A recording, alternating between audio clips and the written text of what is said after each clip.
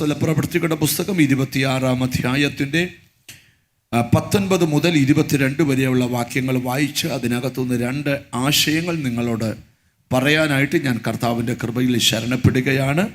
Acts chapter 26 verse 19, 20, 21, 22 വായിച്ച് കേൾക്കാം. അതുകൊണ്ട് അഗ്രിപ്പാ രാജാവേ, ഞാൻ സ്വർഗീയ ദർശനത്തിന് അനുസരണക്കേട് കാണിക്കാതെ ആദ്യം ദമസ്കോസിലും യെരുശലേമിലും യഹൂദ്യ ദേശങ്ങളും ഉള്ളവരോടും പിന്നെ ജാതികളോടും മാനസാന്തരപ്പെട്ട് ദൈവത്തിങ്കിലേക്ക് തിരിഞ്ഞ് മാനസാന്തരത്തിന് യോഗ്യമായ പ്രവർത്തികൾ ചെയ്യണം എന്ന് പ്രസംഗിച്ചു. ഇത് നിമിത്തം യഹൂദന്മാർ ദേവാലയത്തിൽ വച്ച് എന്നെ പിടിച്ചു കൊല്ലുവാൻ ശ്രമിച്ചു. എന്നാൽ ദൈവത്തിൻ്റെ സഹായം ലഭിക്കയാൽ ഞാൻ ഇന്നുവരെ നിൽക്കുകയും ചെറിയവരോടും വലിയവരോടും സാക്ഷ്യം പറഞ്ഞു പോരുകയും ചെയ്യുന്നു. നല്ല വചനത്തിനായിട്ട് ഞാൻ കർത്താവിന് സ്തോത്രം ചെയ്യുകയാണ്. ധന്യനായ പൗലോസ്ലീഗയുടെ ശുശ്രൂഷ കാലഘട്ടങ്ങളിൽ അഗ്രിപ്പാ രാജാവിൻ്റെ മുമ്പിൽ വെച്ച് പൗലോസും നടത്തിയ സംഭാഷണത്തിൻ്റെ ഒരു ഭാഗമാണ് നമ്മളിവിടെ വായിച്ചു കേട്ടത്. സുവിശേഷം നിമിത്തം പൗലോസ് ഒത്തിരി പീഡകൾ സഹിക്കേണ്ടി വന്നിട്ടുണ്ട്. പൗലോസ് മാത്രമല്ല, യഥാർത്ഥമായിട്ട് ആര് സുവിശേഷം പറയുന്നുണ്ടോ അവർക്കെല്ലാം എതിരുകളുണ്ട്, പീഡകളുണ്ട്, സ്തോത്രം, എതിർപ്പുകളുണ്ട്. അതൊന്നും കണ്ട് ആരും പതറരുത്. സുവിശേഷ വേല സമർപ്പണമുള്ളവർ ചെയ്യേണ്ടതാണ്.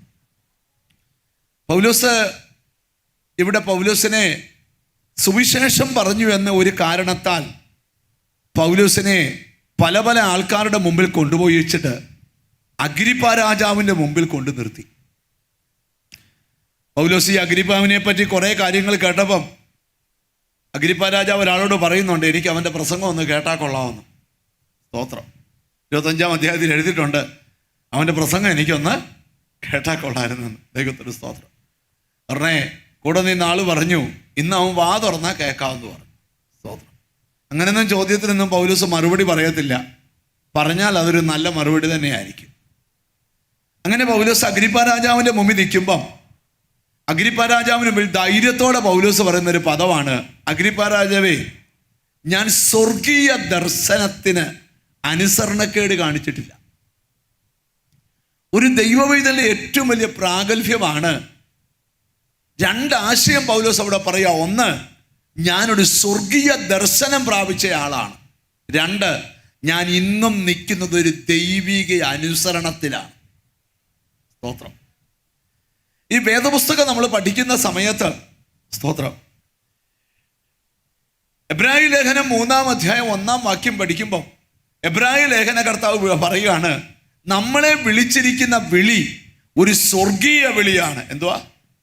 എന്താ വിളിയാ? സ്വർഗീയ വിളി. അടുത്തിരിക്കുന്ന ആളെ തുടക്കി വെച്ചാൽ നിങ്ങൾ മേലെയുള്ള വിളി ഒരു സ്വർഗീയ വിളിയാന്ന് പറ. ദൈവത്തിന് സ്തോത്രം. 105-ാം സങ്കീർത്തനത്തിൻ്റെ 40-ാമത്തെ വാക്യം വായിക്കുമ്പം അവിടെ എഴുതിയിട്ടുണ്ട്, നമ്മെ സ്വർഗീയ ഭോജനം കൊണ്ട് ദൈവം തൃപ്തിപ്പെടുത്തുവാൻ. അപ്പം സ്വർഗീയ വിളി മാത്രമല്ല, സ്വർഗീയ ഭോജനം കൊണ്ട് നമ്മെ തൃപ്തിപ്പെടുത്തും. സ്തോത്രം. എബ്രായ ലേഖനം 6-ാം അധ്യായം 4-ാം വാക്യം പഠിക്കുമ്പം നമ്മൾ സ്വർഗീയ ദാനങ്ങൾ ആസ്വദിക്കാൻ വിളിക്കപ്പെട്ടവരാണ്. സ്വർഗീയ ദാനങ്ങൾ. അപ്പോൾ ഒരാൾ രക്ഷിക്കപ്പെട്ട് കഴിഞ്ഞാൽ പിന്നെ അവൻ്റെ ലൈഫ് മുഴുവൻ ഭൂമിയുമായിട്ട് കണക്റ്റ് അല്ല, സ്വർഗവുമായിട്ട് കണക്റ്റാണ് കേട്ടോ. അവൻ്റെ മേൽ വിളി കിടക്കുന്ന വിളി സ്വർഗീയ വിളിയാണ്. അവൻ ഭുജിക്കുന്നത് സ്വർഗീയ ഭോജനങ്ങളാണ്. അവൻ ആസ്വദിക്കുന്നത് സ്വർഗീയ ദാനങ്ങളാണ്. ഫിലിപ്പിയർ 3:20 പഠിക്കുമ്പം അവൻ്റെ പൗരത്വം സ്വർഗത്തിലാണ്. അവനോട് സ്വർഗീയ പൗരരാണ്. അടുത്തത് നമ്മൾ പഠിക്കുമ്പം 2 കൊരിന്ത്യർ 5:3 വായിക്കുമ്പം ഈ കൂടാരം പൊളിയുകയും കൈപ്പണി അല്ലാത്തൊരു സ്വർഗീയ പാർപ്പിടം നമ്മൾ ഇതിൻ്റെ മീതെ ധരിക്കേണ്ടവരുമാണ്. അപ്പം ഞാൻ അത്രയും പറഞ്ഞ ഭാഗം വിടുക. നമ്മുടെ മേൽ കിടക്കുന്നത് ഒരു സ്വർഗീയ വിളിയാണ്. എന്നിട്ട് പൗലോസ് പറയുകയാണ്, ഞാൻ ഇപ്പോഴും ഒരു ദൈവിക അനുസരണത്തിലാണ്. എന്തുവാണ് ദൈവിക? ഈ എഫേസ്യ ലേഖനം നമ്മൾ പഠിക്കുമ്പം 2-ാം അധ്യായത്തിലെ 2-ാമത്തെ വാക്യത്തിൽ അനുസരണക്കേടിൻ്റെ മക്കളിൽ വ്യാപരിക്കുന്ന ആത്മാവ്. 2-ാം അധ്യായത്തിൻ്റെ 2-ാമത്തെ വാക്യത്തിൻ്റെ ആദ്യമൊട്ടൊക്കെ വായിച്ചാലും കുഴപ്പമൊന്നുമില്ല. എഫേസ്യ ലേഖനം 2-ാം അധ്യായം രണ്ടാമത്തെ വാക്യം. അവയിൽ നിങ്ങൾ മുമ്പേ ഈ ലോകത്തിന്റെ കാലഗതിയെയും ആ. ആകാശത്തിലെ അധികാരത്തിനും അനുസരണക്കേടിന്റെ മക്കളിൽ ഇപ്പോൾ വ്യാപരിക്കുന്ന ആത്മാവിനും അധിപതിയായവനെയും അനുസരിച്ച് മുമ്പേ നടന്നു. നിങ്ങള് അനുസരണക്കേടിന്റെ മക്കളിൽ വ്യാപരിക്കുന്ന ആത്മാവിന് അധീരരായിരുന്നു. ഇപ്പോഴോ അല്ല. ഒരാൾ ദൈവത്തിന്റെ അടുക്കൽ വരുമ്പോ അതിന്റെ അർത്ഥം അവൻ ദൈവിക അനുസരണത്തിൽ വന്നു എന്ന. ഈ നിങ്ങൾക്കറിയാമോ, അനുഗ്രഹത്തിന്റെ ഏറ്റവും വലിയ രഹസ്യം ഒരു യോഗത്തിന് വന്നു വരുമ്പോൾ ഒരു ദൈവദാസനെ കൊണ്ട് തലേ കൈവച്ച് പ്രാർത്ഥിപ്പിക്കുന്ന അല്ല. ചില പറയും, ബ്രദറെ വളരെ പ്രതീക്ഷയോടാണ് വന്ന്, ഇന്ന് പാസ്റ്റർ പ്രാർത്ഥിച്ചിട്ട് എനിക്കൊന്നും കിട്ടിയില്ല. അങ്ങനല്ല. അനുഗ്രഹത്തിന്റെ രഹസ്യമെന്ന് പറഞ്ഞ അനുസരണ. ഈ ആവർത്തന പുസ്തകം 28-ാം അധ്യായത്തിലെ 1 മുതൽ 15 വരെ അനുഗ്രഹവും 15 മുതൽ മുമ്പോട്ട് ശാപങ്ങളുമാണ് അല്ലേ? 28-ാം അധ്യായത്തിന്റെ 1-ാമത്തെ വാക്യം എടുത്തായിരുന്നു വായിക്കാമോ? സ്തോത്രം. ആവർത്തന പുസ്തകം 28-ാം അധ്യായത്തിന്റെ 1-ാമത്തെ വാക്യം നമുക്കൊന്ന് നിന്റെ വായിക്കാം. ദൈവമായ യഹോവയുടെ വാക്ക് നീ ശ്രദ്ധയോടെ കേട്ട് ഞാൻ ഇന്ന് നിന്നോട് ആജ്ഞാപിക്കുന്ന അവന്റെ സകല കൽപ്പനകളും പ്രമാണിച്ചു നടന്നാൽ നിന്റെ ദൈവമായ യഹോവ നിന്നെ ഭൂമിയിലുള്ള സർവ്വജാതികൾക്കും മീതെ ഉന്നതമാക്കും. അപ്പൊ ദൈവത്തെ നീ അനുസരിച്ചാൽ ദൈവം നിന്നെ എന്താക്കാവുന്ന സകല ജാതികളും വെച്ച് ഉന്നതമാക്കാം. അടുത്തത് അടുത്ത വാക്യം കൂടെ. നിന്റെ ദൈവമായ യഹോവയുടെ വാക്ക് കേട്ടനുസരിച്ചാൽ ഈ അനുഗ്രഹങ്ങളെല്ലാം നിനക്ക് സിദ്ധിക്കും. ഇനി വായിക്കണ്ട. 15 മുതൽ വായിക്കുമ്പോൾ ദൈവത്തെ തിരസ്കരിച്ചാൽ, അനുസരണക്കേട് കാണിച്ചാൽ ഈ ശാപമല്ല നിനക്ക് വരും. അപ്പൊ ശാപം വരുന്ന റൂട്ട് ഏതാ? അനുസരണക്കേടാ. സ്തോത്രമൊക്കെ ഒറ്റ സ്തോത്രമില്ല. സ്തോത്രം. അടുത്തിരിക്കുന്ന ആളൊന്ന് ചുമ്മാ ഒന്ന് തൊട്ടേച്ച് ഒരു അനുസരണമൊക്കെ ഉണ്ടോന്ന് ചോദിച്ചു. അനുസരണമൊക്കെ മിണ്ടുന്നില്ല. ഈ കൊറോണ വന്നപ്പോഴാണ് ഈ പേരൻസിന് പിള്ളേർ വീട്ടിൽ നിന്ന് സ്കൂളിൽ പോകുമ്പം മറ്റേ സാറുമാരെയൊക്കെ 100 ഡിഗ്രി പേരൻസ് ചാടിക്കുമായിരുന്നു. കൊറോണ വന്നപ്പോൾ പിള്ളേർ ഒരു കൊല്ലത്തോളം വീട്ടിൽ പോകാതിരുന്നപ്പോഴത്തേക്ക്, സ്കൂളിൽ പോകാതിരുന്നപ്പോഴത്തേക്ക് അയ്യോ പേരൻസ് സാറുമാരെ ഓർത്ത് സ്തോത്രം പറയുമായിരുന്നു. അപ്പോൾ ഇവന്മാരെ രാവിലെ 9 മണിക്ക് ഒരു പൊതിയും കൊഴിച്ച് ഇറക്കി വിടിയിച്ചാൽ രക്ഷപ്പെട്ട് ഇനി 5 വരെ ഫ്രീ. പല പേരൻസും ജോലി രാജിവെച്ച്, കാരണം ജോലിക്ക് പോകാൻ പറ്റുകയല്ല, പിള്ളേർ വീട്ടിലുണ്ട്. എന്നാ കുരുത്തം കേടാ. എന്നിട്ടൊക്കെ നമ്മൾ പറയുന്ന ഒരു ഭാവമുണ്ട്, എടാ കുറച്ചൊക്കെ അനുസരിക്കടാ. ആരനുസരിക്കാൻ? അപ്പൻ അനുസരിക്കുന്നില്ല, പിന്നെ മോൻ അനുസരിക്കുമോ? നമ്മൾ ശ്രദ്ധിച്ച് കേൾക്കണം. അപ്പം ഞാൻ വചനത്തിൻ്റെ കാഴ്ചപ്പാടിലേക്ക് വരും. ഒരാൾ കർത്താവിൻ്റെ അടുക്കൽ വന്നാൽ അവർ ദൈവത്തെ അനുസരിക്കണം. എന്ത് ചെയ്യണം? ദൈവത്തെ അനുസരിച്ചാൽ. നമുക്ക് മനസ്സിലാകാനായിട്ട് ഒരു വാക്യം നമുക്ക് വായിക്കാം. ആവർത്തന പുസ്തകം 11-ാം അധ്യായം 26 മുതലുള്ള വാക്യങ്ങൾ. ഹല്ലേലൂയ. ഇതാ ഞാൻ ഇന്ന് അനുഗ്രഹവും ശാപവും നിങ്ങളുടെ മുൻപിൽ വയ്ക്കുന്നു. രണ്ടും വെച്ചിട്ടുണ്ട്. അനുഗ്രഹവും വെച്ചിട്ടുണ്ട്, ശാപവും വെച്ചിട്ടുണ്ട്. ഇന്ന് ഞാൻ നിങ്ങളോട്. കൃപായുഗത്തില് ശാപമില്ല. കൃപായുഗത്തിൽ എന്തില്ല?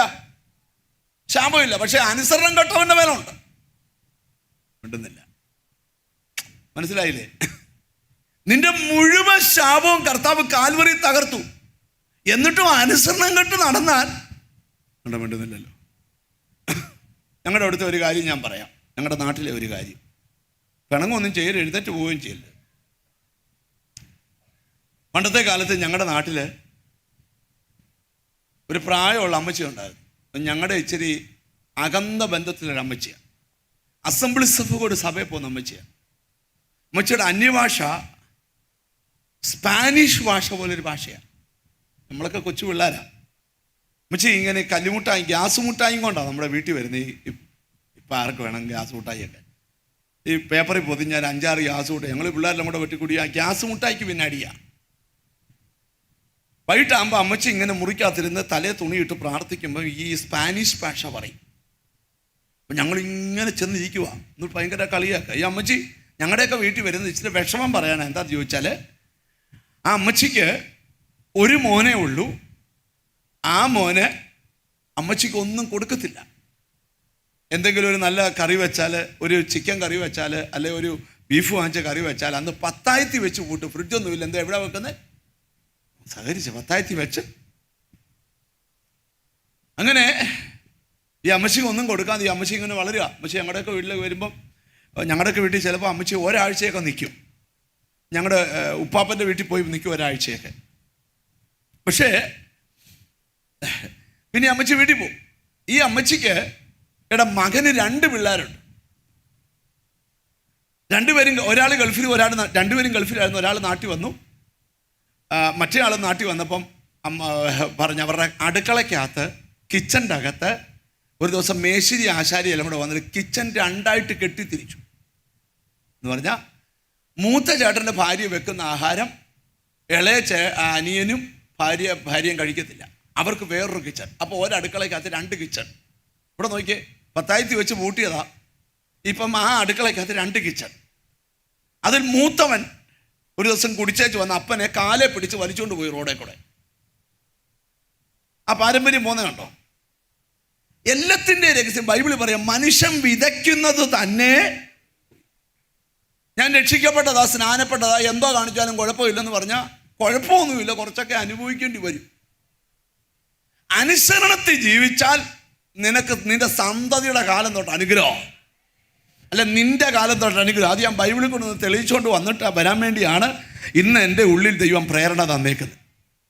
അപ്പം മനുഷ്യൻ ദൈവത്തെ അനുസരിക്കാൻ പഠിക്കണം. മനുഷ്യൻ ദൈവത്തെ അനുസരിക്കാനായിട്ട് പഠിക്കണം. ഇവിടെ എഴുതിയിരിക്കുന്ന ഭാഗം നിങ്ങൾ ശ്രദ്ധിച്ചു കേട്ടെ. സ്തോത്രം. 26 വാക്യം മുതൽ. ഇതാ ഞാൻ ഇന്ന് അനുഗ്രഹവും ശാപവും നിങ്ങളുടെ മുൻപിൽ വയ്ക്കുന്നു. നിങ്ങളുടെ മുമ്പിൽ വെക്കുക, അനുഗ്രഹവും വെക്കുന്നു, ശാപവും വെക്കുന്നു. ഇന്ന് ഞാൻ നിങ്ങളോട് ആജ്ഞാപിക്കുന്ന നിങ്ങളുടെ ദൈവമായ യഹോവയുടെ കൽപ്പനകൾ നിങ്ങൾ അനുസരിക്കുന്നു എങ്കിൽ അനുഗ്രഹവും, അനുസരിക്കുന്നെങ്കിൽ അനുഗ്രഹം. നിങ്ങളുടെ ദൈവമായ യഹോവയുടെ കൽപ്പനകൾ അനുസരിക്കാതെ ഇന്ന് ഞാൻ നിങ്ങളോട് കൽപ്പിക്കുന്ന വഴിയെ വിട്ടുമാറി നിങ്ങൾ അറിഞ്ഞിട്ടില്ലാത്ത അന്യ ദൈവങ്ങളുടെ പിന്നാലെ ചെല്ലുന്നുവെങ്കിൽ ശാപവും വരും. ദൈവത്തിന് ഏറ്റവും പിണക്കമുള്ള കാര്യമാണ് അന്യ ദൈവങ്ങളെ സേവിക്കുക.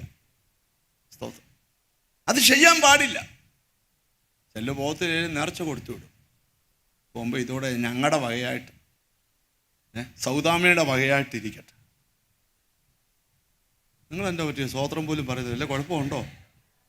അപ്പോട്ടെ, ഞാൻ ഈ വലിയ കാര്യത്തിലോട്ട് വരിക.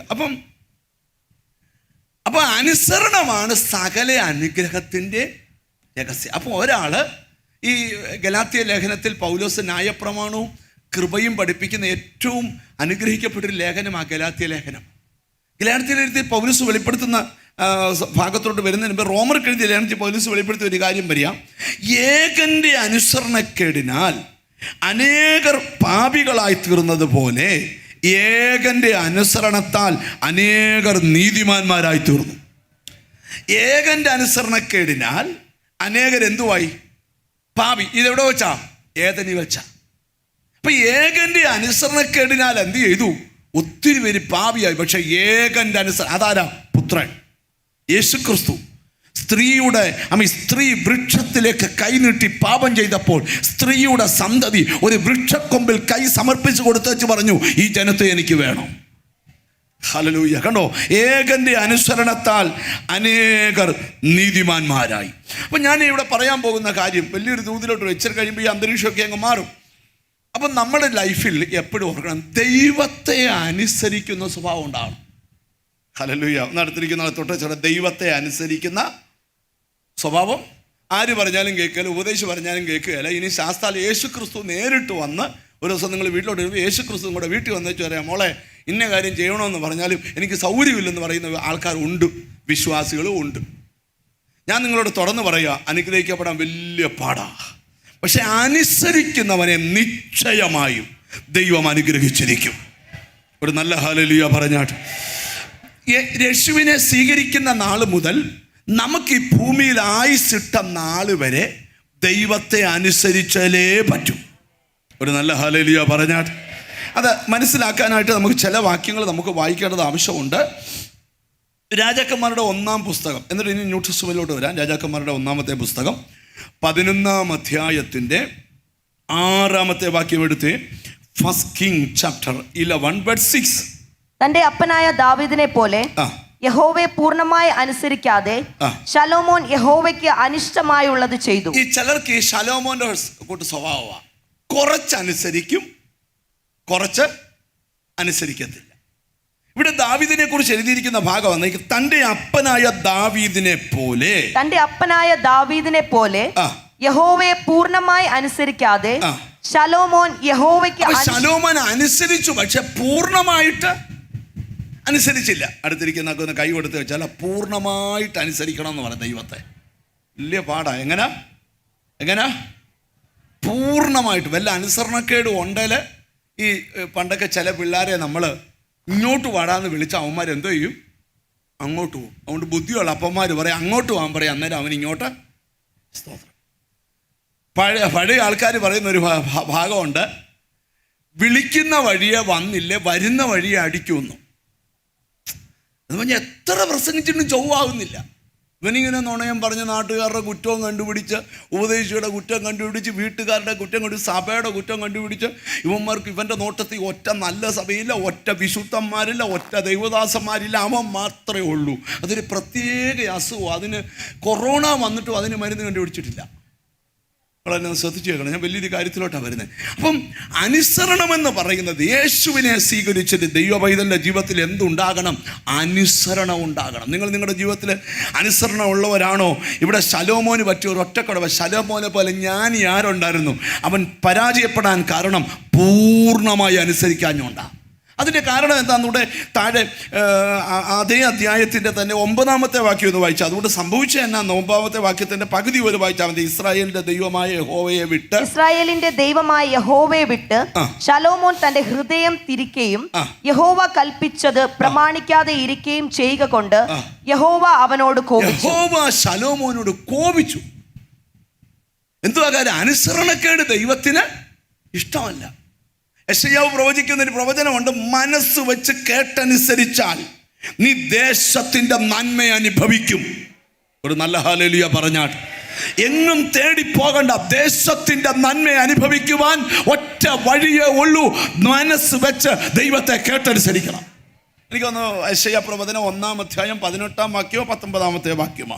മനസ്സ് വെച്ച് കേട്ടനുസരിക്കുന്നെങ്കിൽ ദേശത്തിന്റെ നന്മ നീ അനുഭവിക്കും. ദൈവത്തിന് സ്തോത്രം. ഹല്ലേലൂയ. യെശയ്യാ പ്രവചനം 1-18-19 ആണ്. മനസ്സ് വെച്ച് കേട്ടനുസരിക്കുന്നെങ്കിൽ നിങ്ങൾ മനസ്സ് വെച്ച് കേട്ടനുസരിക്കുന്നുവെങ്കിൽ 18-ആണോ 19-ാം വാക്യം. നിങ്ങൾ മനസ്സ് വെച്ച് കേട്ടനുസരിക്കുന്നുവെങ്കിൽ ദേശത്തിലെ നന്മ അനുഭവിക്കും. ഇറ്റലിയിലും ഫ്രാൻസിലും ഒന്നും പോകണ്ട, നിന്റെ ദേശത്ത് നിനക്ക് നന്മയുണ്ട്. ഒരാമയും വരുന്നില്ല. നീ എങ്ങും തേടി പോകണ്ട, എല്ലാം നിന്നെ തേടി വരും. ഒറ്റ വഴിയുള്ളൂ, ദൈവത്തെ അനുസരിക്കാൻ പഠിക്കുക. ഈ അനുസരിക്കുന്നതിനുള്ള ദൈവത്തിൻ്റെ വലിയ വാക്കുകൾ നിങ്ങൾ ശ്രദ്ധിച്ചു കേൾക്കണം. അങ്ങനെയുള്ള ചില കാര്യങ്ങൾ പറഞ്ഞ് ഞാൻ ദൂതിലോട്ട് വരിക. ഇന്ന് ദൈവത്തിൻ്റെ ആത്മാവിനോട് പറയാം, അനുസരിക്കുന്ന സ്വഭാവമുണ്ടെങ്കിൽ അനുഗ്രഹം നിന്റെ അടുക്കൽ തന്നെ ഉണ്ട്. അനുസരിക്കുന്ന സ്വഭാവം നിനക്കുണ്ടെങ്കിൽ നിന്നെ പരാജയപ്പെടുത്താൻ ആർക്കും കഴിയത്തില്ല. പുറപ്പാട് പുസ്തകത്തിലെ 15-ാം അധ്യായത്തിലെ സ്തോത്രം, ദൈവം ഇസ്രായേൽ മക്കൾക്ക് പ്രമാണം കൊടുക്കുന്ന സമയത്ത് ഒരു കാര്യമാണ്, നിന്റെ ദൈവമായ യഹോവയുടെ വാക്ക് നീ ശ്രദ്ധയോടെ കേട്ട്. എനിക്കൊന്ന് 15-ാം അധ്യായം 16-ാം വാക്യം അങ്ങനെ കണ്ടാ വരുന്നത്. ഹല്ലേലൂയ. നിന്റെ ദൈവമായ യഹോവയുടെ വാക്ക് നീ ശ്രദ്ധയോടെ കേട്ട്.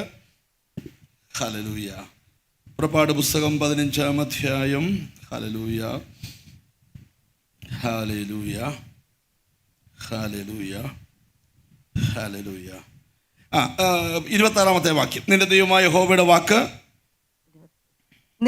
യഹോവയുടെ വാക്ക് നീ ശ്രദ്ധയോടെ കേട്ട്. ദൈവത്തിന്റെ വാക്ക് എങ്ങനെ കേൾക്കണം? ശ്രദ്ധയോടെ കേട്ട് അവന് പ്രസാദമുള്ളത് ചെയ്യുകയും ചെയ്ത് അവന്റെ കൽപ്പനകളെ അനുസരിച്ച് അവന്റെ സകല വിധികളും പ്രമാണിക്കുകയും ചെയ്താൽ ഞാൻ മിസ്രൈമ്യർക്ക് വരുത്തിയ വ്യാധികളിൽ ഒന്നും നിനക്ക് വരുത്തുകയില്ല. ഉറപ്പ് തരുക, മിസ്രൈമ്യർക്ക് വരുത്തിയ വ്യാധികളിൽ ഒന്നും നിനക്ക് വരുത്തത്തില്ല. ദൈവത്തിന്റെ വാക്ക് ശ്രദ്ധയോടെ അനുസരിച്ചാൽ നിന്റെ അയൽവക്കത്തെ വീട്ടിൽ വന്ന അനർത്ഥം നിന്റെ വീട്ടിൽ വരികയില്ല. മിസ്രൈമ്യർക്ക് വരുത്തിയ വ്യാധികളിൽ ഒന്നും ഉണ്ടോ. നിന്റെ വീടിന്റെ ഏറ്റവും വലിയ സൂക്ഷിപ്പ ദൈവത്തെ അനുസരിക്കുന്നവനായി തീരുക. ഹല്ലേലൂയ. ഞാൻ ഈ മെസ്സേജ് പറഞ്ഞുകൊണ്ടിരിക്കുമ്പം ഏതെങ്കിലും തരത്തിലുള്ള അനുസരണക്കേട് നിങ്ങളുടെ ജീവിതത്തെ ദൈവത്തിന് സ്തോത്രം കയറി പിടിച്ചിട്ടുണ്ടെങ്കിൽ ഇന്ന് ആ സ്വഭാവത്തിന് മാറ്റം ഉണ്ടാകണം. ദൈവത്തെ അനുസരിക്കുന്നവരാകണം. ചിലർ കണ്ടിട്ടില്ലയോ, അവർക്ക് ഭയങ്കര ദൈവത്തെ അനുസരിക്കുന്നതിൻ്റെ ഒരു പ്രാധാന്യതയാണ് നിങ്ങളോട് മനസ്സിലാക്കത്തെ. ഞാൻ ബൈബിളിൽ നിന്ന് ഞാൻ വാക്യങ്ങൾ വായിപ്പിക്കുന്നത് എന്തിനാണെന്നറിയാമോ? ദൈവത്തെ അനുസരിച്ചാൽ ഉണ്ടാകുന്ന അനുഗ്രഹങ്ങൾ പറയാനാണ്. എനിക്കെന്തോ ദൈവം ബോധ്യം തരികയാണ്, നിന്റെ ജീവിതത്തിൻ്റെ ചില കുറവുകളെ ഇന്ന് ചൂണ്ടിക്കാണിക്കുക പരിശുദ്ധാത്മാവ്. കാരണം നിന്നെ അനുഗ്രഹിച്ച അഗ്രിപ്പാനോട്, അഗ്രിപ്പ രാജാവേ, എന്നെ നിങ്ങൾക്കൊന്നും ചെയ്യാൻ പറ്റത്തില്ല, കാരണം ഞാനൊരു ദൈവിക അനുസരണത്തിലാണ്. ഇന്ന് പകൽ പ്രാർത്ഥിക്കുന്ന ദൈവമക്കളോട് പറയാം, നിന്റെ ഒരാടെ പ്രാർത്ഥന മതി നിന്റെ വീട് രക്ഷപ്പെടാൻ.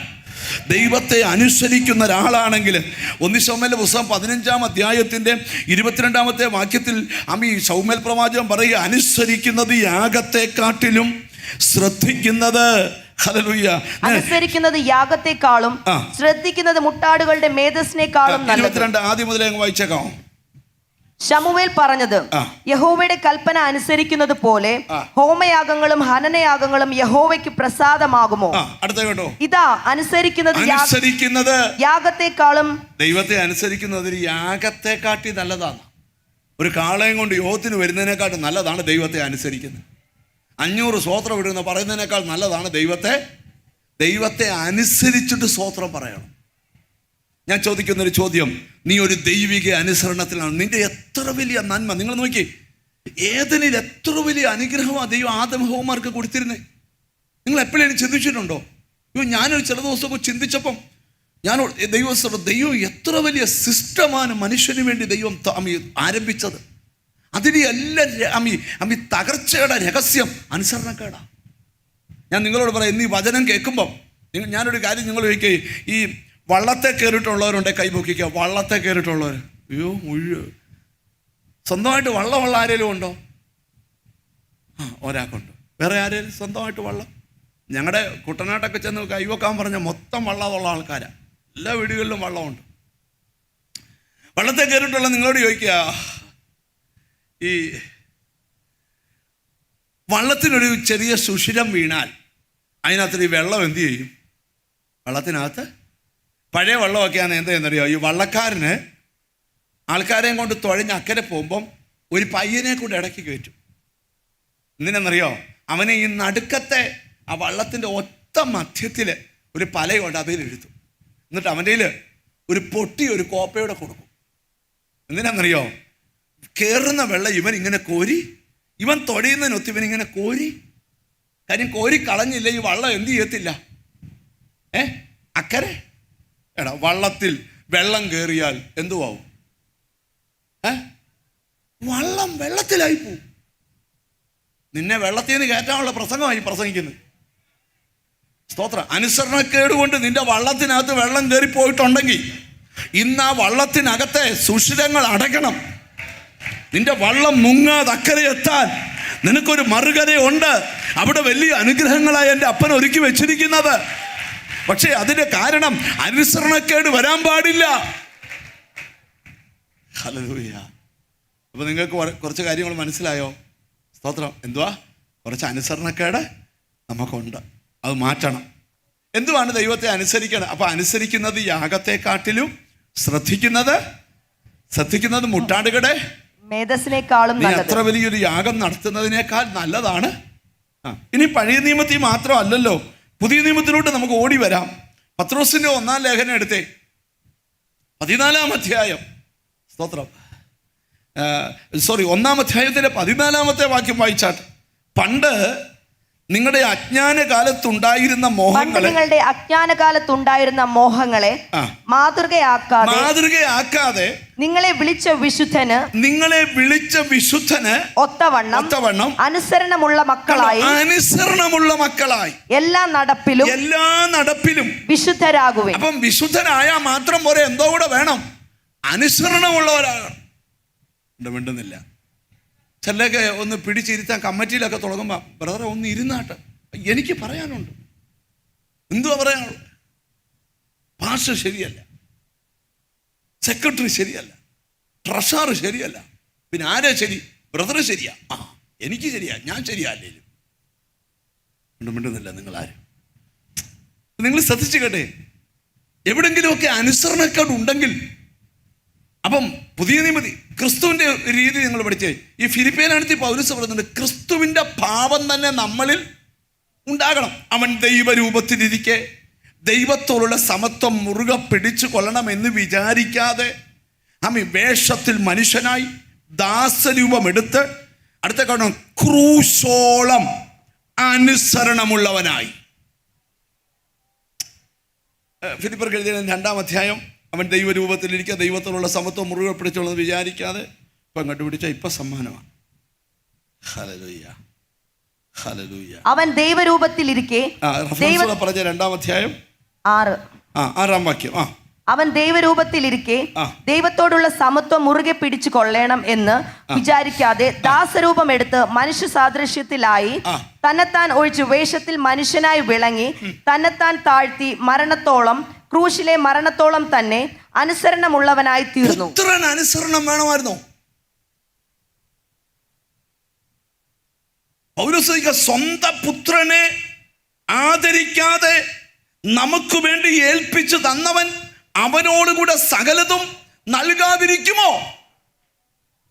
ഗെത്സമനിലെ പ്രാർത്ഥനയില് കർത്താവ് മുട്ട വീണ് പറയാ, പിതാവേ കഴിയുമെങ്കിൽ ഈ പാനപാത്രം എങ്കിൽ നിന്ന് നീക്കണം. എന്നിട്ട് പറയാ, എന്റെ ഇഷ്ടമല്ല, എനിക്ക് അവിടുത്തെ വാക്ക് അനുസരിക്കേണ്ടത് ഉണ്ടെന്നില്ല.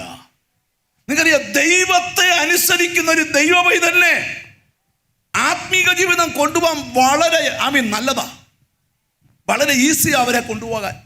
ദൈവത്തെ അനുസരിക്കുന്ന വിശ്വാസികളാണ് ഈ ചർച്ചിലുള്ളതെങ്കിൽ അവരെ കൊണ്ടുപോകാൻ ഈസിയാ.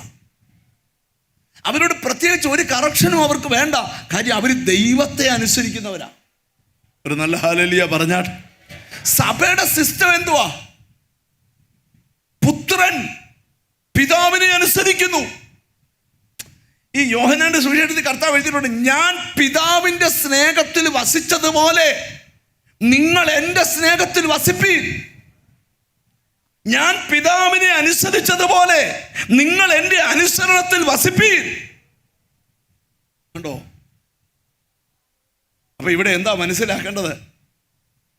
ഒരു അനുസരിക്കുന്ന സ്വഭാവം നമുക്ക് ആവശ്യമാണ്.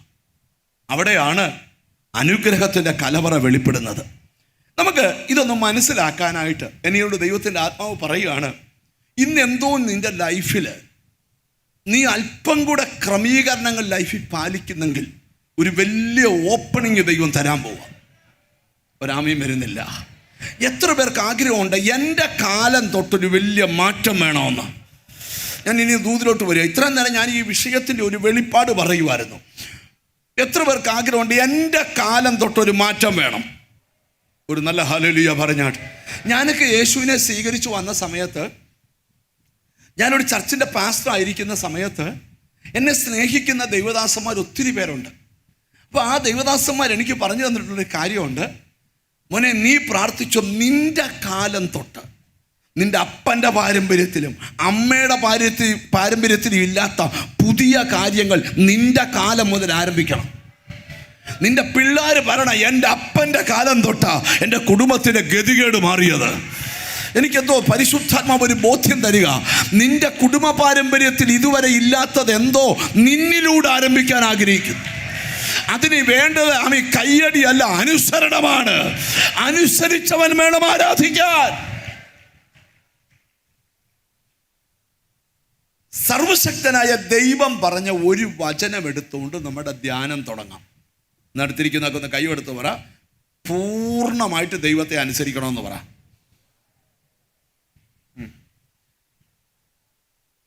പക്ഷേ കുറച്ചൊക്കെ പറ്റത്തുള്ളൂ.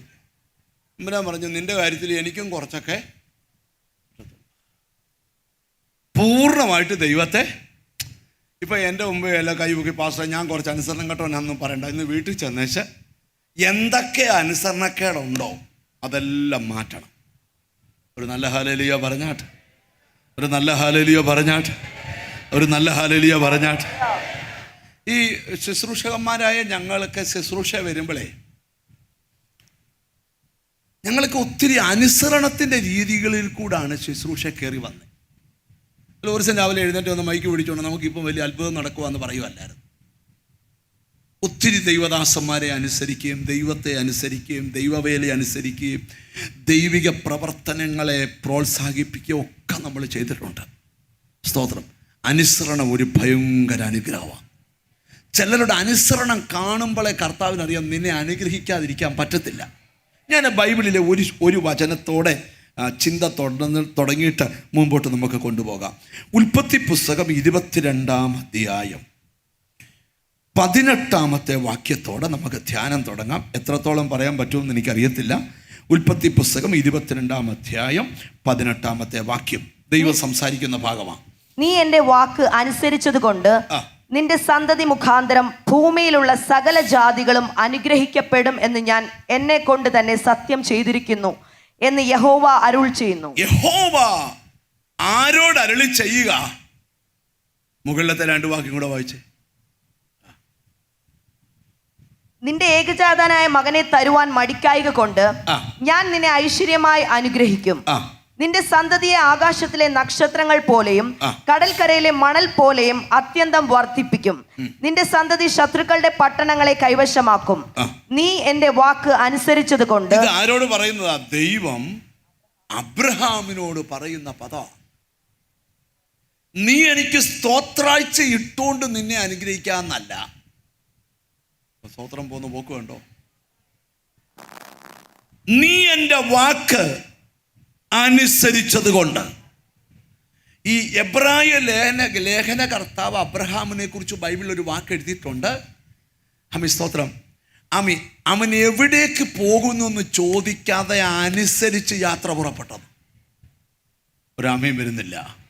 ഇവിടെ ഞാൻ മനസ്സിലാക്കേണ്ട ഒരു കാര്യം, അനുസരണമാണ് അനുഗ്രഹത്തിൻ്റെ താക്കോൽ. ഒരാമയും വരുന്നില്ല. എനിക്കെന്തോ ദൈവം അബ്രഹാമേ, നിന്നോട് പറഞ്ഞ വാഗ്ദത്തത്തിന്റെ ചുരുൾ അഴിയാൻ പോവുക, നീ എന്നെ അനുസരിച്ചത് കൊണ്ട്. ഞാൻ ഇന്ന് ഇവിടെ ഇരിക്കുന്ന ചിലരോട് ദൂത് പറയാം. ആരുടെയും കുടുംബത്തിൽ ഇല്ലാത്ത ചിലത് നിന്നിൽ തുടങ്ങി നിന്റെ സന്തതി പരമ്പരകളിലേക്ക് എൻ്റെ ദൈവം കൊണ്ടെത്തിക്കട്ടെ. നീ സഹിച്ച നിന്ദകളും നീ സഹിച്ച അപമാനങ്ങളും കാര്യമാക്കണ്ട. അനുസരിക്കുന്ന നിന്നോട് നീതി പുലർത്താൻ ദൈവത്തിന് ആഗ്രഹമുണ്ട്.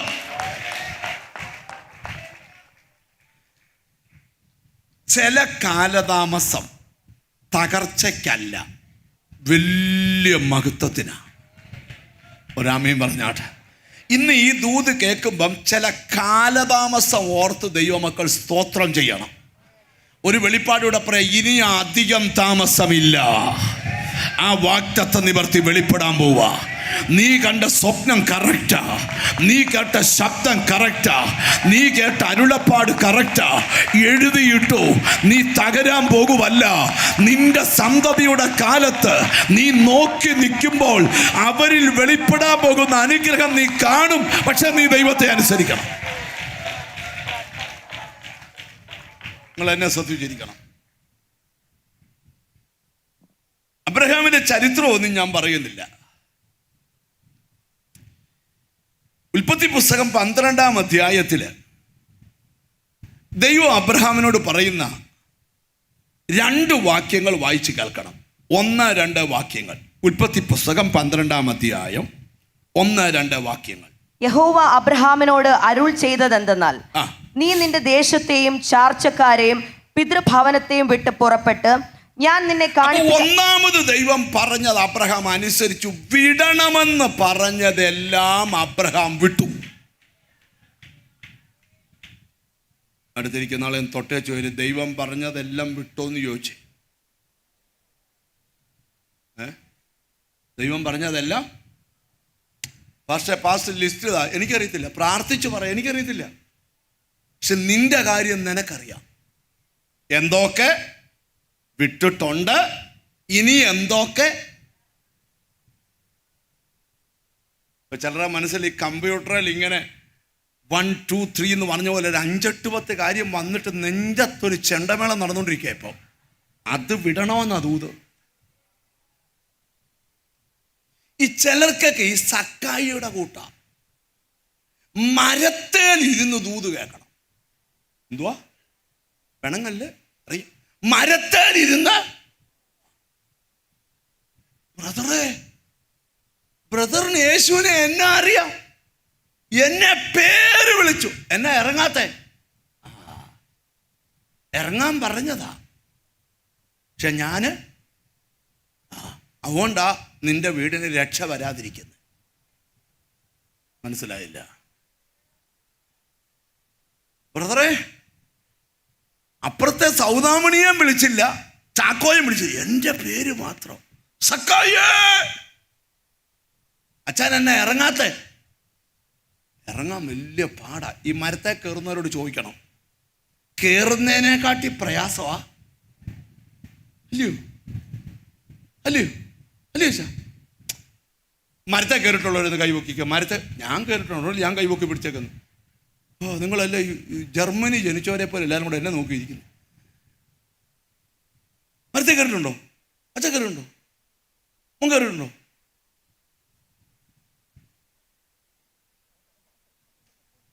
നിങ്ങൾ നോക്ക. ഞങ്ങളുടെ നാട്ടിലെ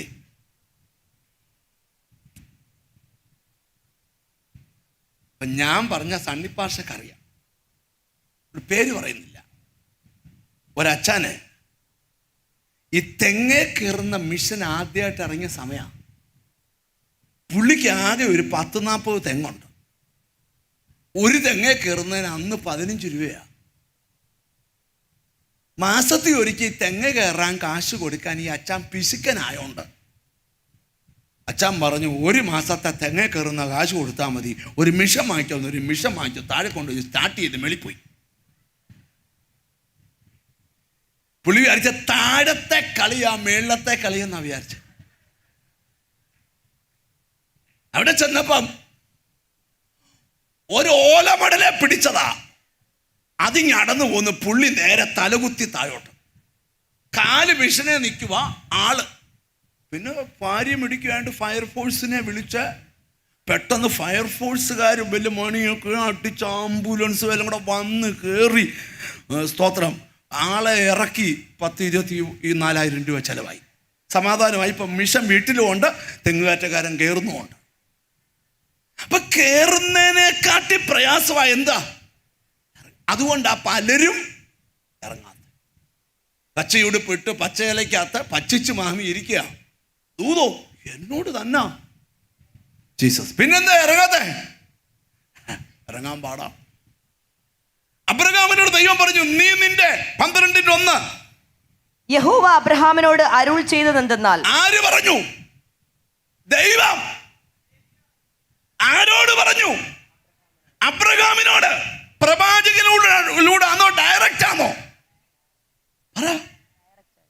ഡയറക്റ്റ്.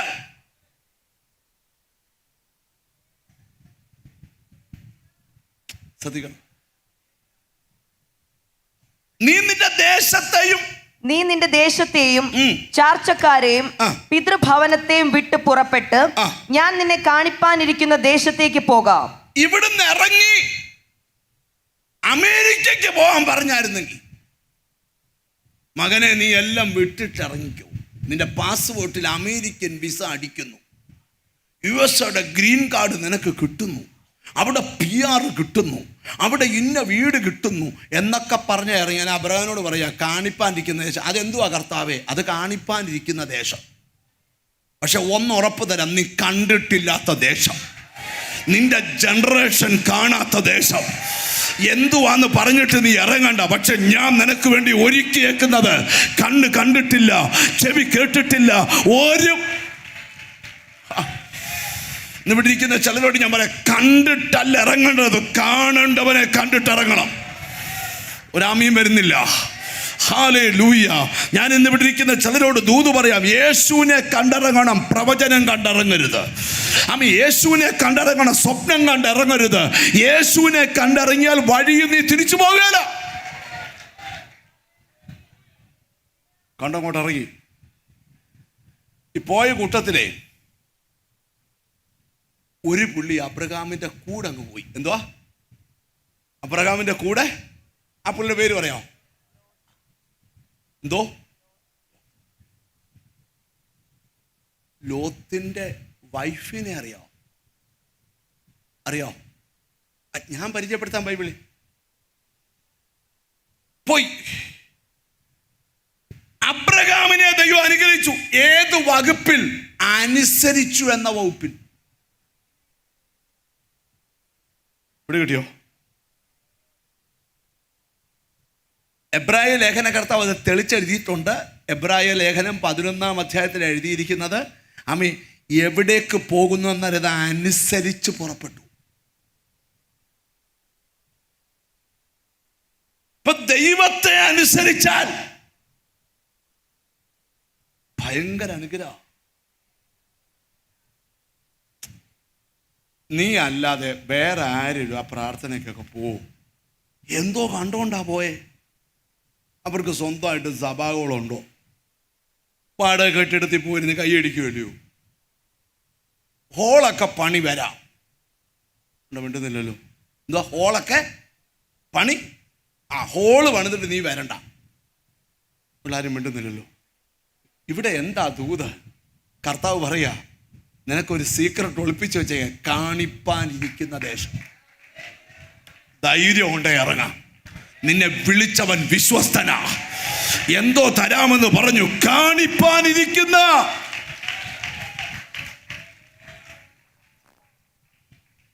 ഈ അബ്രഹാമിനെ ദൈവം അങ്ങോട്ട് എന്ത് ചെയ്യുമെന്നറിയാമോ? അനുഗ്രഹിച്ചു. അബ്രഹാമിനെ ദൈവം അങ്ങോട്ട് ഈ അനുസരിച്ചിറങ്ങുന്നവനെ എന്ത് ചെയ്യുക? അനുഗ്രഹിച്ചു. ഈ നിങ്ങൾക്കറിയാമോ, അബ്രഹാമിന് മാത്രമല്ല, കൂടിറങ്ങിയ പുള്ളിക്കും കിട്ടി. കൂടിറങ്ങിയ പുള്ളിക്കും എന്തോ കിട്ടി? അനുഗ്രഹം കിട്ടി. എന്ന് പറഞ്ഞാ ഒരു ദേശത്തിന് അവരെ വഹിക്കാൻ പറ്റാത്ത പോലെ സമ്പത്ത് കൊടുത്തു. ഈ സമ്പത്തൊന്നും നീ വാങ്ങിക്കുന്നതിന് ദൈവത്തിനെതിരില്ല. വേണ്ടത് എതിരുള്ള കുറച്ച് പ്രസംഗകരുണ്ട്. എതിരുള്ള കുറച്ച് പ്രസംഗകര് ഉണ്ട്. എന്തിനെതിരാ? സമ്പത്ത് നമുക്ക് ഉണ്ടാകാൻ പാടില്ല. അത് ഏത് പുസ്തകത്തിലെ വാക്യാന്ന് എനിക്കറിയത്തില്ല. പക്ഷെ വേദപുസ്തകത്തിലെ അബ്രഹാമും റിച്ചായിരുന്നു, നമ്മുടെ യേശുക്രിസ്തുവും റിച്ചായിരുന്നു. നിനക്ക് വേണ്ടി അവൻ ദരിദ്രനായതാ. യോഹന്നാൻ പറയാ, അവന്റെ ചെരുപ്പിന്റെ വാറഴിപ്പാൻ അത്ര വില കൂടിയ ചെരുപ്പായിരുന്നു. അവന്റെ വസ്ത്രത്തിന് തുന്നലില്ലായിരുന്നു. ബൈബിൾ പഠിക്കും, തുന്നലില്ലാത്ത വസ്ത്രം എന്നാ വസ്ത്രം? പക്ഷേ നിന്നെ സമ്പന്നനാക്കാൻ അവൻ ദരിദ്രനായി. ഉണ്ടെന്നില്ല. അവൻ നഗ്നനായത് നീ നഗ്നനാകാതിരിക്കാനാ. അവൻ മുൾമുടി ധരിച്ചത് നീ മുറി വേക്കാതിരിക്കാനാ. നിന്നെ ഓർത്ത് സഹിച്ചതാ. ഹല്ലേലൂയ. അപ്പൊ നിങ്ങൾ ശ്രദ്ധിച്ചൊന്ന് കേൾക്കണം. വിഷയം മറക്കരുത്. അബ്രഹാം ദൈവത്തെ അനുസരിച്ചു. ഉൽപ്പത്തി 24:1 വായിക്കുമ്പോൾ ദൈവം അബ്രഹാമിനെ സകലത്തിലും അബ്രഹാം വയസ്സ് ചെന്നു വൃദ്ധനായി. യഹോവ അബ്രഹാമിനെ സകലത്തിലും അനുഗ്രഹിച്ചിരുന്നു. വൃദ്ധനായിട്ടും അനുഗ്രഹം പോയോ? മിണ്ടുന്നില്ലല്ലോ. അബ്രഹാമിന് മോളെ 24:1 വായിച്ചേ. അബ്രഹാം വയസ്സ് ചെന്നു വൃദ്ധനായി. നിങ്ങളുടെ പുസ്തകത്തിലെ വാക്യം തന്നെയല്ലേ വായിക്കുന്നേ മോളെ? നീ സാധാരണ വായിക്കുന്ന ബൈബിൾ തന്നെയാണല്ലോ. എന്നാ വായിക്കും. അബ്രഹാം വയസ്സ് ചെന്നു വൃദ്ധനായി. അബ്രഹാം വയസ്സു ചെന്ന് വൃദ്ധന. ദൈവത്തെ അനുസരിക്കുന്ന നീ വയസ്സ് ചെന്ന് വൃദ്ധനായാലും തമ്പുരാന്റെ അനുഗ്രഹം നിന്റെ മേൽ കാണും.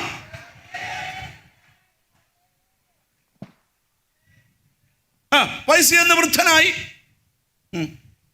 യഹോവ അബ്രഹാമിനെ സകലത്തിലും അനുഗ്രഹിച്ചു. സകലത്തിലല്ല, സകലത്തിലും അനുഗ്രഹിച്ചു. ഇനി എന്നെ നോക്കി. ഇപ്പൊ നിങ്ങൾ പിണങ്ങുവേ. എന്തോ അനുഗ്രഹം അബ്രഹാമിന് കൊടുത്തേ. ഇപ്പൊ ലോത്ത്, ഈ അബ്രഹാമിന്റെ ഇടയന്മാരും ലോത്തിന്റെ ഇടയന്മാരും തമ്മിൽ ഒരു ചെറിയൊരു ഒരച്ചല്, അങ്ങനെ അതല്ല, ആള് കൂടിയ ചെറിയ ചില വാഗ്വാദമൊക്കെ. ഒരു വീട്ടിൽ അപ്പനും അമ്മയും 2 ആൺപിള്ളേരും മാത്രമേ ഉള്ളായിരുന്നു. 2 പേര് കല്യാണം കഴിച്ച് 2 പെൺപിള്ളേരെ കൂടെ കൊണ്ടുവന്നപ്പോൾ ആ വീട്ടിൽ ഇച്ചിരി പ്രശ്നങ്ങളൊക്കെ ഉണ്ടായി. മിണ്ടുന്നില്ലല്ലോ. ഉടനെ അബ്രഹാം ലോത്തിനോട് പറഞ്ഞു, നീ അങ്ങോട്ടാന്നേ ഞാൻ പിണങ്ങിയല്ല. അതിന് ബൈബിളിൽ തെളിവുണ്ട്. ലോത്തിന്റെ നന്മ ശത്രു കൊണ്ടുപോയപ്പം എൻ്റെ കൂടെ നിന്നാ എന്നെ പൊട്ടിച്ചേച്ച് പോയതാ വരട്ടാ ഒന്നുമല്ല പറഞ്ഞേ. അബ്രഹാം അഭ്യാസികളെ കൊണ്ടുപോയി അപകരിച്ച നന്മ തിരിച്ചു ലോത്തിന് എത്തിച്ചു കൊടുത്തു. അതാ സഹോദര സ്നേഹം. നിന്റെ കൂട്ടുവിശ്വാസിക്ക് ഒരു പ്രശ്നം വന്നാൽ അത് നിന്റെ പ്രശ്നമായി ഏറ്റെടുക്കണം. അവിടെയാണ് വിജയം. മനസ്സിലായ ഒരു ദൈവത്തിന് സ്തോത്രം ചെയ്യുക. ഇനിയും പറയട്ടെ, സ്തോത്രം. അബ്രഹാമിനെ ദൈവം അങ്ങ് അനുഗ്രഹിച്ചു. അനുഗ്രഹത്തിന്റെ സമൃദ്ധി നിൽക്കുമ്പോൾ ഉൽപ്പത്തി 12 സംസാരിച്ച ദൈവം തന്നെ, നിങ്ങൾ എന്നെ ഒന്ന് ശ്രദ്ധിക്കണം, നിങ്ങൾ എന്നെ ഒരു 2 മിനിറ്റ് നോക്കിയിരിക്കണം. അബ്രഹാം ജനിച്ചു വളർന്നത് ഒരു കച്ചവടക്കാരൻ അപ്പൻ്റെ മോനായിട്ടാണ്. കച്ചവടം ഒന്നും ഞാൻ പറയുന്നില്ല, കച്ചവടക്കാരനായ അപ്പൻ്റെ മോനായിട്ടാണ്. വലിയ റിച്ച് ഒന്നും അല്ലായിരുന്നു. പക്ഷെ ഉൽപ്പത്തി 24 എത്തിയ പുള്ളി എന്തുപോയി?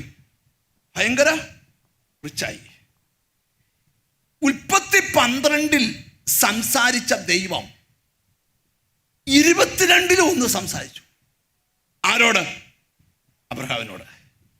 ഭയങ്കര അനുഗ്രഹം കൊടുത്തിട്ട് കൊടുത്ത ഒരു സാധനം തമ്പുരാൻ തിരിച്ചു ചോദിച്ചു. ഉണ്ടെന്നില്ല. അപ്പൊ ചോദിക്കണേ, അബ്രഹാം സമ്പന്നനായപ്പോഴും ദൈവശബ്ദം കേൾക്കുമായിരുന്നു. അഹങ്കാരിയായിരുന്നോ? പറ്റുന്നില്ലല്ലോ.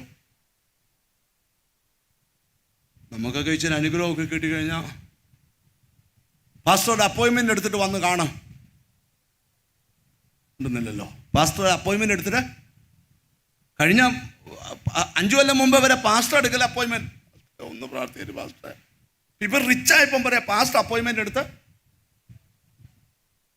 അബ്രഹാം അങ്ങനെ അല്ലായിരുന്നെന്ന്. എത്ര സമ്പന്നനായിട്ടും എബ്രായ ലേഖനകർത്താവ് എഴുതിയ കേൾക്കണോ?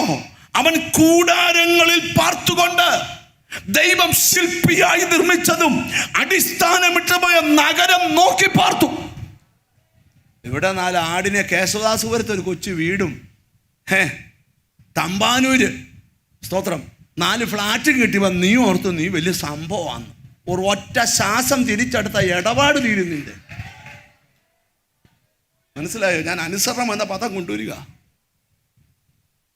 എന്നും ഉണർവ് മാത്രം പോരാല്ലോ, ഇന്നൊരു തൂതൂടെ വേണമല്ലോ. നിങ്ങൾ എന്നെ ഒന്ന് ശ്രദ്ധിച്ചു കേൾക്കണം. ഉൽപ്പത്തി 12 കേട്ട ശബ്ദം ഒട്ടും മാറ്റു കുറയാതെ 22 വായിച്ച്. ഉൽപ്പത്തി 22:1.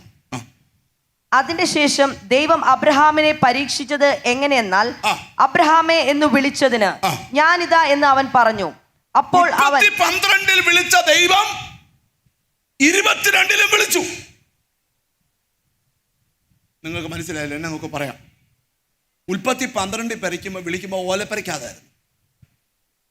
ഉൽപ്പത്തി 22 വിളിക്കുമ്പോൾ ഓലപ്പരയ്ക്കകത്തല്ല, തിരുവനന്തപുരത്ത് പറയാം, പട്ടം ജംഗ്ഷനിൽ 7000 സ്ക്വയർ ഫീറ്റ് വീട്ടിൽ, സെൻട്രൽ AC വീട്ടിൽ, 4 ബെൻസ് 3 ഓടിയും കിടക്കുന്ന വീട്ടിനകത്ത് അബ്രഹാം താമസിക്കുമ്പം അബ്രഹാമിനെ ദൈവം വിളിച്ചു. വൈര്. അപ്പോൾ അവൻ നിന്റെ മകനെ നീ സ്നേഹിക്കും. അതിന് തൊട്ട് മുമ്പിലൂടെ ഞാനിതാ എന്ന് അവൻ പറഞ്ഞു. അതിന് തൊട്ട് ഒരു വാക്കൂടെ മുമ്പിൽ. അതിന്റെ ശേഷം ദൈവം അബ്രഹാമിനെ പരീക്ഷിച്ചത് എങ്ങനെയെന്നാൽ അബ്രഹാമേ എന്ന് വിളിച്ചതിന് അവിടെ ദൈവം വിളിക്കാം, അബ്രഹാമേ ഞാനിതാ എന്ന് അവൻ പറഞ്ഞു. ആ ഓലപ്പരയ്ക്കകത്ത് കിടന്ന അതേ കർത്താവേ ഞാനിതാ. ദൈവശബ്ദോ, ദൂതോ, വെളിപ്പാടോ? ഞങ്ങൾക്ക് ഇതൊന്നും അംഗീകരിക്കാൻ പറ്റത്തില്ല. ഓലപ്പര കിടന്നപ്പോ ഇത് മാത്രമേ ഉള്ളായിരുന്നു.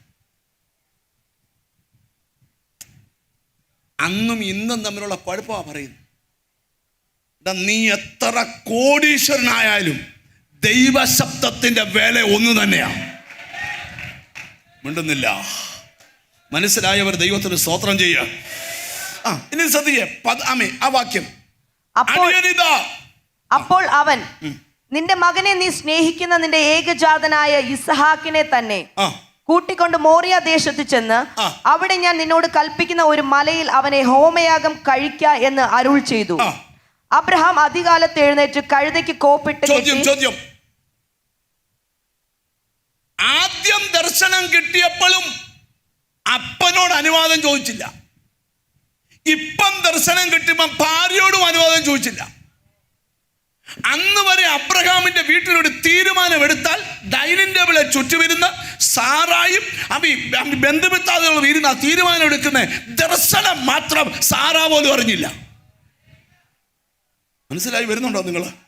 ഞാൻ നിങ്ങളോട് പറയാം, നിങ്ങൾ 1 രൂപ കയ്യിലില്ലാത്ത ആളാകാം, 100 കോടി കയ്യിലുള്ളവനാകാം. പക്ഷെ ദൈവശബ്ദത്തിന് 1 രൂപക്കാരനും 100 കോടിക്കാരനും ഒരുപോലെ. അനുസരണം എന്ന പദം നിങ്ങളുടെ മനസ്സിലോട്ട് ഞാൻ കൊണ്ടുവരാൻ പോവുക. പക്ഷെ ഒരു 10-20 മിനിറ്റ് കൂടെ എനിക്ക് തരണം, എന്നാലേ ഈ അനുസരണം നിങ്ങളുടെ ഉള്ളിൽ കയറ്റാൻ പറ്റൂ. ചോദ്യം, അബ്രഹാമിന് വർഷങ്ങൾ പിള്ളേരില്ലായിരുന്നു. വർഷങ്ങള് സാറായും പറഞ്ഞു ഇനിയും പിള്ളേരുണ്ടാകാൻ, നാട്ടുകാരും പറഞ്ഞു ഇനിയും പിള്ളേരുണ്ടാകാൻ. പക്ഷെ ദൈവം പറഞ്ഞു പിള്ളേര്. ഈ അബ്രഹാമും ഒരിക്കൽ ഈ പ്രാർത്ഥിച്ച് വിടുതൽ കിട്ടായിരുന്നപ്പോൾ അബ്രഹാം പറഞ്ഞു, ഇനി ഇല്ലേലും കുഴപ്പമില്ല, ഇവനെ അങ്ങ് ശരിയാക്കി തന്നാൽ മതി. പറഞ്ഞില്ലേ? ബൈബിള് വായിച്ചാലേ അറിയത്തുള്ളൂ. അന്നേരം ദൈവം പറഞ്ഞ അല്ല, നിനക്ക് തന്നെ സന്തതി ഉണ്ടാവും. ഞാനൊരു കാര്യം പറയാം, അല്പകാലതാമസം കാല് മാറ്റി ചവിട്ടരുത്. ദൈവം പറഞ്ഞ് അതുപോലെ സംഭവിക്കും. തിരിച്ചറിഞ്ഞു ദൈവത്തിന് സ്തോത്രം ചെയ്യാൻ. അവനല്ല നിന്റെ അവകാശി, ദൈവം ഉറപ്പിച്ചു. അപ്പൊ ഒരു ചോദ്യം പറഞ്ഞ് ഞാൻ മുമ്പോട്ട് പോവാം. ഒന്നുമില്ലാഞ്ഞപ്പം വെല്ലവും ചോദിച്ചാ നമ്മൾ കൊടുക്കും. എല്ലാം ഉള്ളപ്പം കണ്ണായ ഒരു കാര്യം ചോദിച്ചാ കൊടുക്കുമോ? തുറന്നു പറ. ഒന്നുമില്ലാത്തപ്പം നമ്മളോട് ചോദിച്ചാൽ എന്തും കൊടുക്കും. എല്ലാം ഉണ്ടായി കഴിയുമ്പം കണ്ണായ ഒന്നിനെ ചോദിച്ചാൽ കൊടുക്കുമോ? ഉണ്ടെന്നില്ലല്ലോ. പണ്ടൊക്കെ ഈ കോഴിക്കുഞ്ഞുങ്ങളെ വിരിച്ചിറക്കി ഞങ്ങളുടെയൊക്കെ വീട്ടിൽ കോഴിയെ ഒക്കെ നമ്മുടെ വീട്ടിൽ മുട്ടയൊക്കെ അന്നൊന്നും വാങ്ങിക്കത്തില്ല, ഇപ്പോഴാണ് വാങ്ങിക്കുന്നത്. എന്നൊക്കെ ഈ കോഴികളെ ഇങ്ങനെ, ഞങ്ങളെ കൊച്ചു പിള്ളേരാണ്, നമ്മുടെ ഒരു പ്ലാസ്റ്റിക് കൂടിൻ്റെ ഒരു കമ്പ് തന്നും അതിൻ്റെ അറ്റത്ത് ഒരു പ്ലാസ്റ്റിക്കും എല്ലാം കെട്ടിയിങ്ങനെ തരും. എന്നിട്ട് കോഴിക്കുഞ്ഞുങ്ങളെ നോക്കണം. പണ്ടത്തെ പ്രായമുള്ളവരുടെ കാര്യമാണേ. ഒരു കോഴിക്കുഞ്ഞ് വളർന്നൊരു പരുവത്തിലെത്തിപ്പോൾ ഇങ്ങനെ കറങ്ങുമ്പോൾ പറയുന്നൊരു കാര്യമുണ്ട്, ദൈവമേ കൊല്ലല്ലേ, പള്ളി കൊടുത്തേക്കാം. കൊല്ലല്ലേ.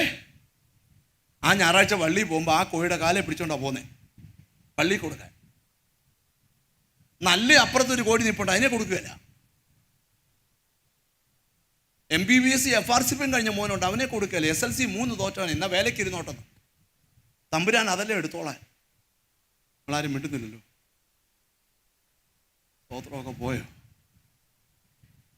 മനസ്സിലാക്കിയേ? തമ്പുരാൻ ചോദിച്ച, ഞാൻ നിങ്ങളോടൊരു കാര്യം ചോദിക്കുക.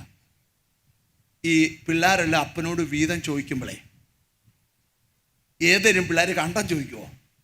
ഇല്ല, എനിക്ക് ആ കേശവാസുപുരത്ത് കിടക്കുന്ന 15 സെന്റ് മതി. അവൻ 1/2 ഏക്കർ കണ്ടം കൊടുത്തു. കാര്യം ഈ 15 സെന്റ് കൊടുത്താൽ 50 കണ്ടം വാങ്ങിക്കാം. തമ്പുരാനും കണ്ണായത് ചോദിക്കും, നിന്റെ മോനെ തരാവോ? അതെന്നാ കാര്യം? നീ ഇപ്പോഴും അനുസരണത്തിലാണോന്ന് എനിക്കറിയണം. നിന്റെ അനുഗ്രഹത്തിന്റെ നെക്സ്റ്റ് ലെവൽ നിനക്ക് തരാനൊരു ടെസ്റ്റാ. ഇവിടെ നീ എന്നെ അനുസരിച്ചാൽ ഇനിയത്തെ അനുഗ്രഹം ഐശ്വര്യമായതാ.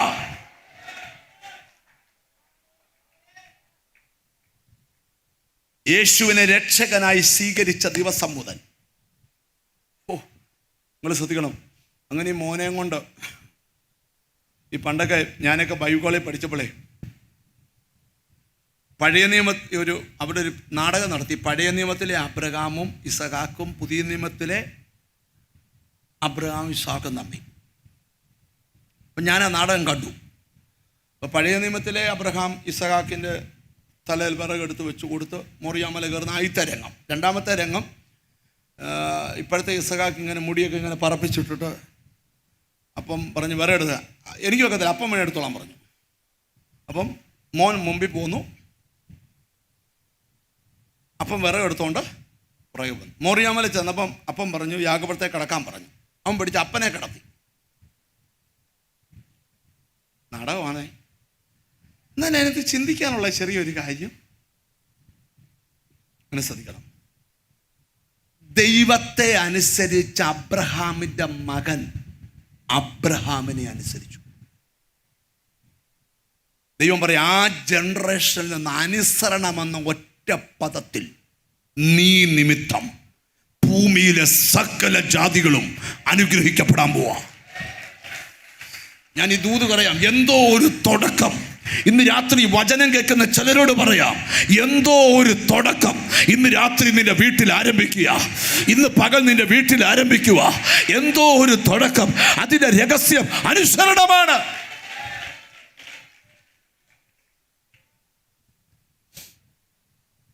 മൊറിയാമലെ കൊണ്ട് എനിക്ക് ഏറ്റവും എൻ്റെ ഹൃദയത്തെ സ്പർശിച്ചൊരു ദൂത് പറയാം. നിങ്ങൾ എന്നെ നോക്കണം. യാഗപീഠത്തിൽ പിടിച്ച് ഇസഹാക്കിനെ കടത്തി. അബ്രഹാമിന് ഒരു മയവുമില്ല, കത്തിയെടുത്തു, വെട്ടാൻ പോവാ. നോക്കിയേ, ഇത്രയും കത്തി ഉയർന്നു നിൽക്കുക. അത് താഴോട്ട് പതിച്ചാൽ ഇസഹാക്ക് എന്ന സന്തതി രണ്ടാവും. ഉയർത്തിപ്പിടിച്ച കത്തിയുടെയും ഇസഹാക്കിന്റെ ഇടയ്ക്ക് കൂടെ ഒരു ദൈവശബ്ദം കയറിയിറങ്ങി. ഞാനൊരു ദൂത് പറയാം. നിന്റെ ചില ജീസസ് പ്രതികൂല സാഹചര്യത്തിനകത്ത് നിനക്ക് വിടുതൽ തരാൻ അതിനിടയ്ക്കൂടെ ഒരു ശബ്ദം കയറി ഇറങ്ങുക.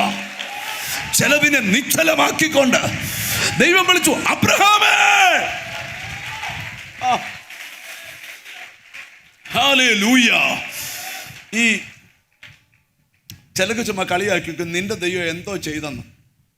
ഇസഹാക്കിനോട് ചോദിച്ചു, എന്താ ചെയ്തെന്ന് കേൾക്കണോ? ഒരു സെക്കൻഡ് കഴിഞ്ഞിരുന്നെങ്കിൽ ഞാൻ രണ്ടായിരുന്നു.